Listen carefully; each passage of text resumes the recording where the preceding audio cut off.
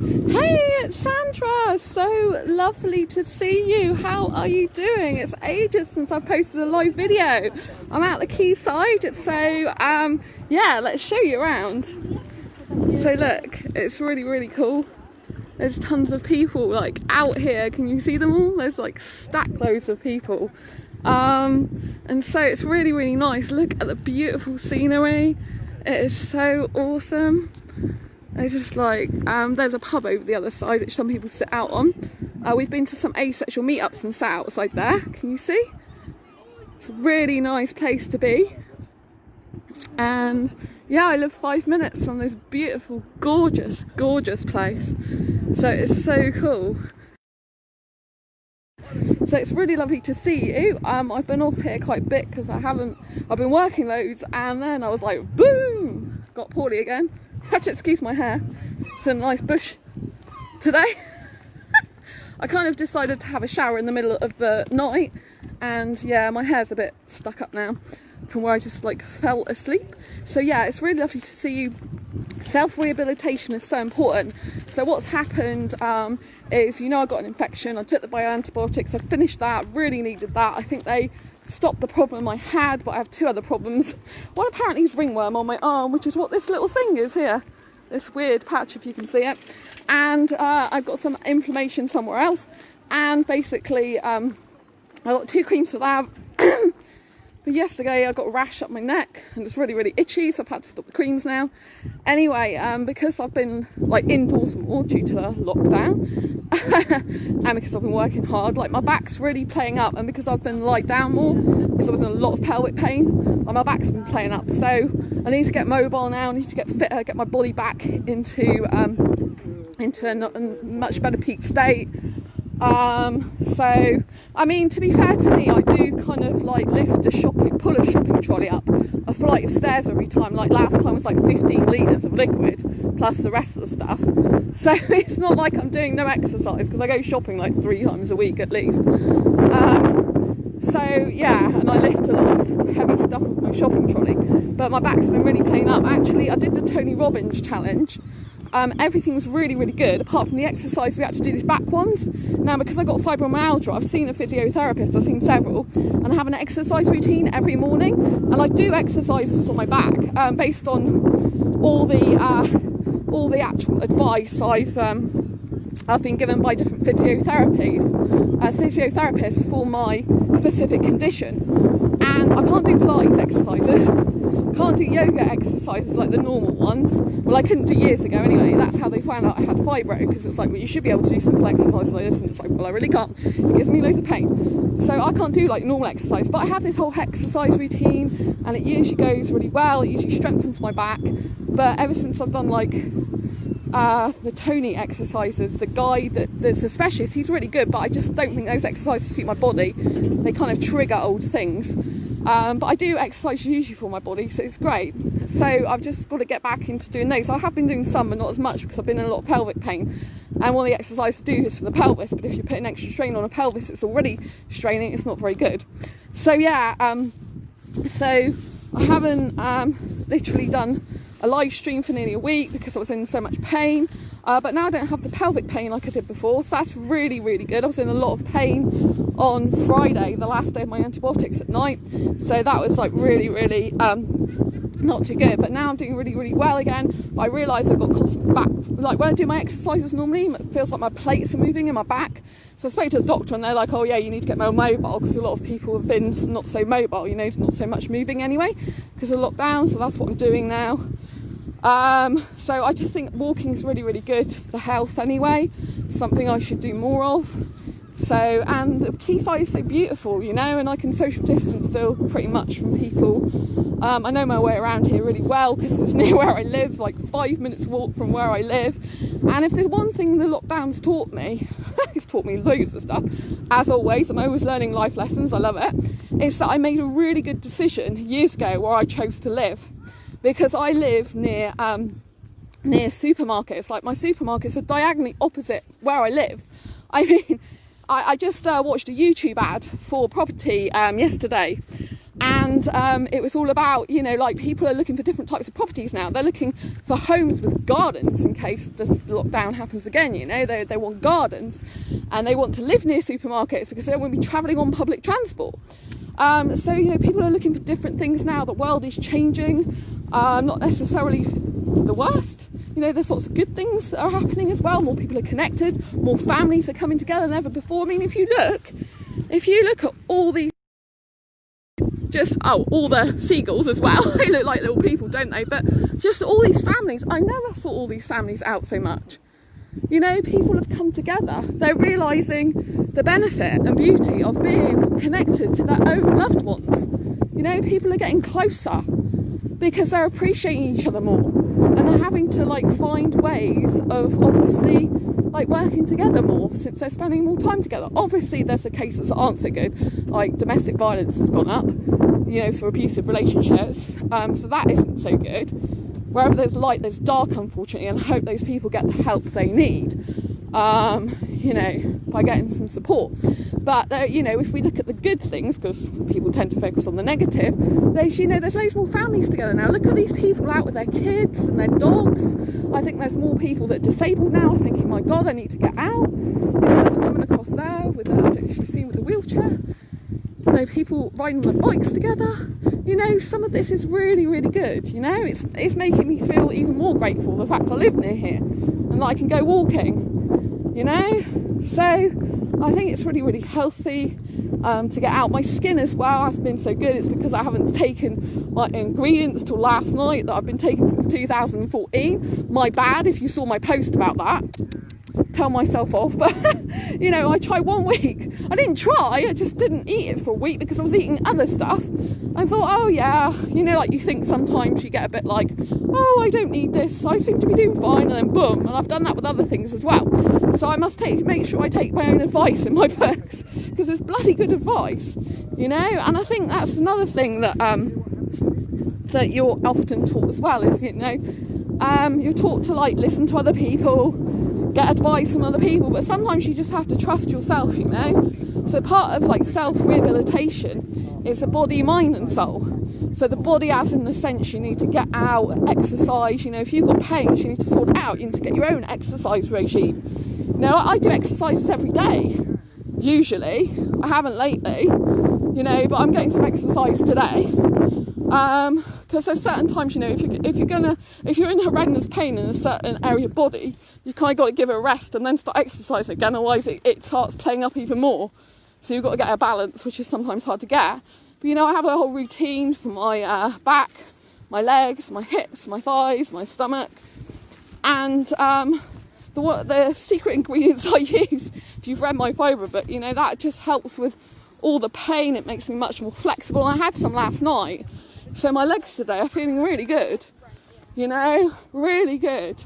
They're very easy to walk with, because I noticed when I was doing some exercises, my legs are starting to hurt, and I'm really flexible usually. So I'm like, uh-oh, and my skin's kind of been like really dry, and I think that's because I haven't been getting enough sun, and I haven't been taking my ingredients, because I looked and checked the list of what other things you can do if you're not going out, and it's like, oh, you need to eat the thing that you've been eating since 2014 that all of a sudden you just stopped and didn't quite think about it, because it's just like you weren't being conscious enough.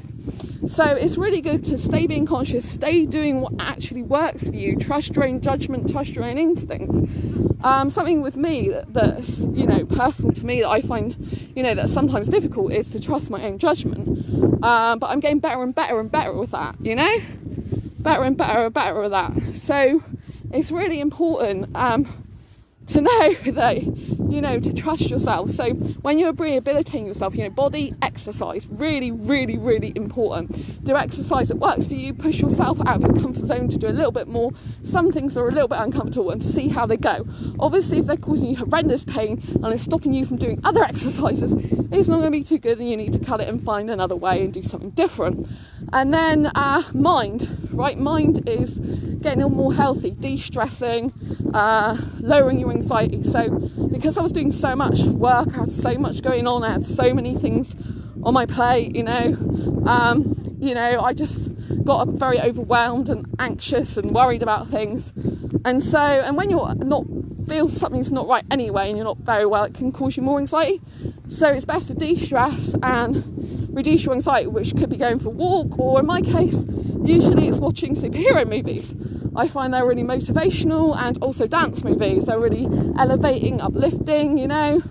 I mean, the Spider-Man film the other day, Spider-Man Far From Home. Yeah, I watched Spider-Man Homecoming, but Far From Home is all about the fact that he thought he wasn't ready to have Tony's glasses. He thought he wasn't worthy of them. He thought he'd give them to someone else that he put his trust in, and realised that he's the one that's meant to have them anyway, that all the answers are within himself. And I think as human beings, we have a tendency, because we're brought up by our parents or peers, teachers, we have a tendency to think that other people are right, that other people that are older us, or other people with experience, or even other people that maybe don't even have as much experience as us.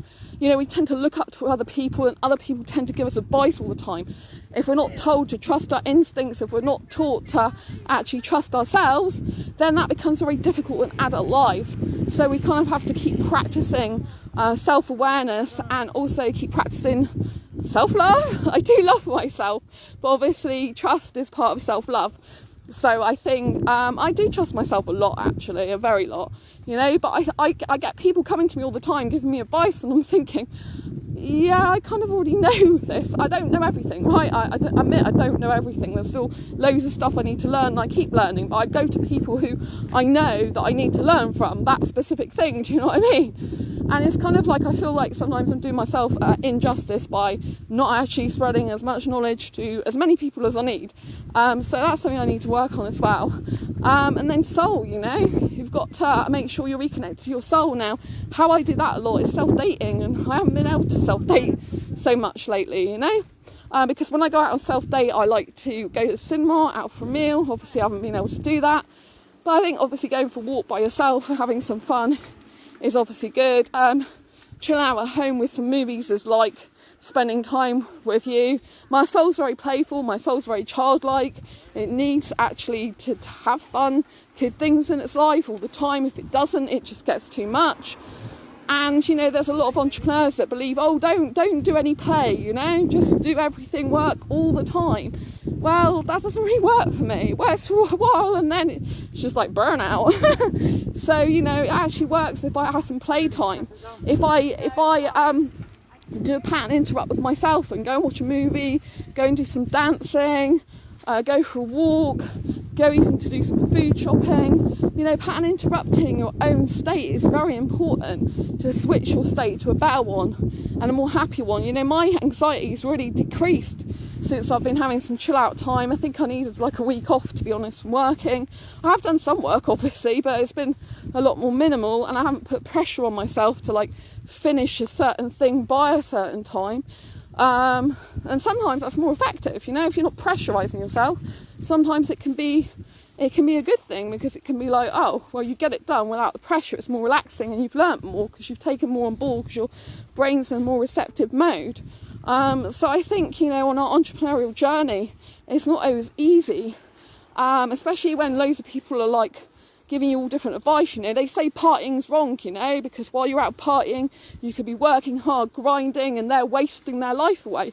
Well, sometimes, I mean, obviously that's true in some cases, but with some people, and me, for example, I need to go out clubbing, for example, like once a month I usually go clubbing. It's really good for my body, it's really good for my morale and soul. I'm around young people who, you know, really, really vibe with, and everyone's on the same hymn sheet, and the connection you get there from strangers is amazing, you know. If we're talking about connection, you know, if you feel that you just vibe with these people and you're all singing from the same hymn sheet, and all you're there in that moment is just to experience the wonder and joy and the goodness, you know, that's great. I mean, I'm not really one for going to the gym. I used to years ago, but I'd rather exercise like at home, certain ones for my body. I can't overdo it with my arms anyway, but my arms are built like a brick shit house. They're quite big for a female, and you know, it's important for me to go out dancing, because that's like my exercise, you know. It's like something that feels good, that elevates me, that I feel great doing, that really you know, gets the heart racing in a good way, something that I'm really interested in.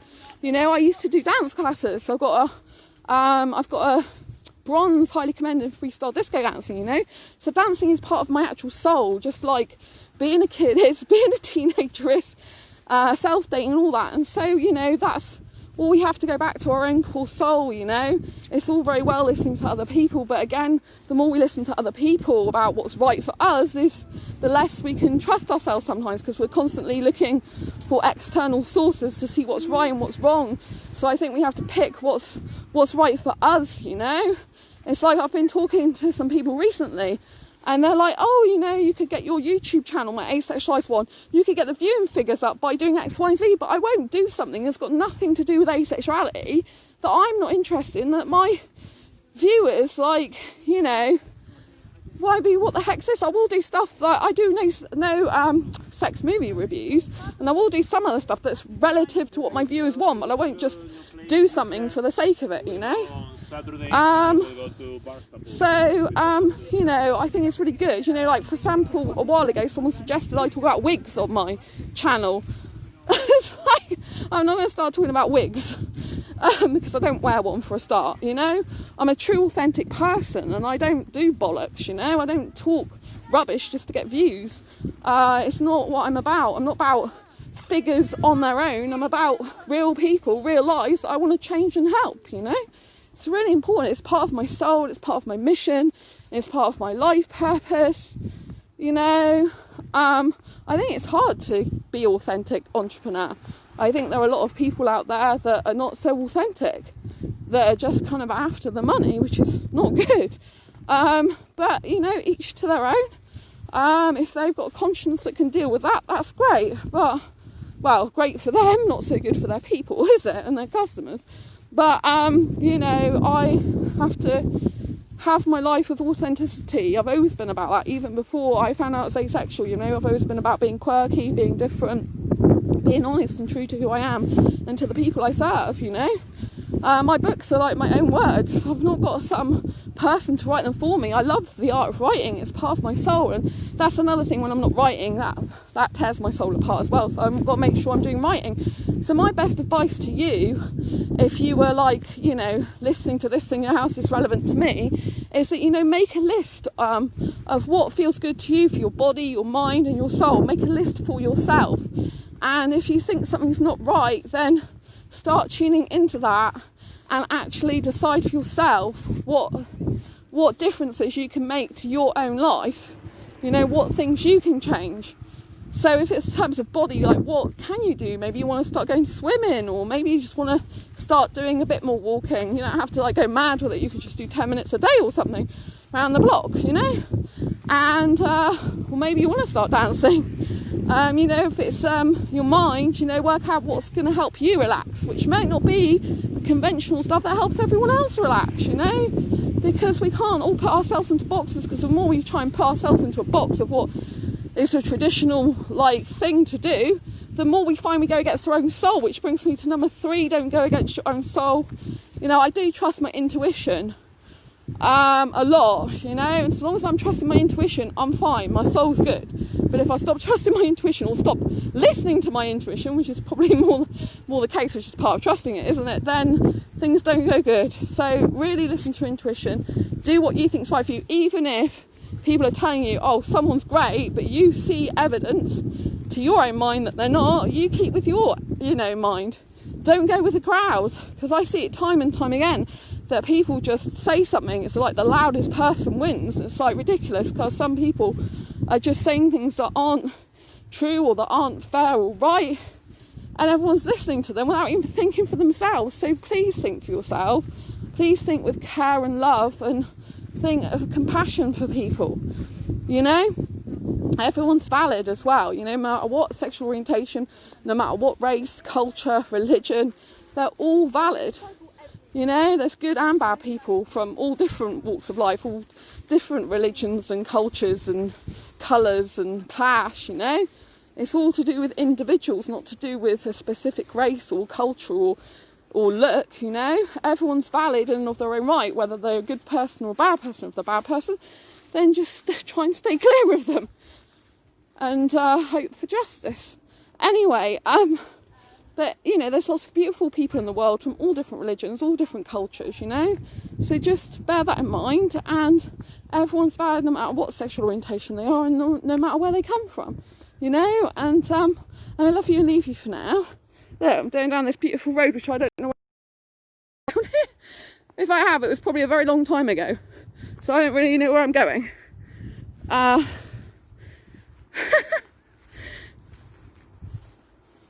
But I've been streaming for a long time now, so I'm going to wish you a beautiful day. Have a happy weekend, and lots of love to you, and see you soon. Take care and stay quirky, you.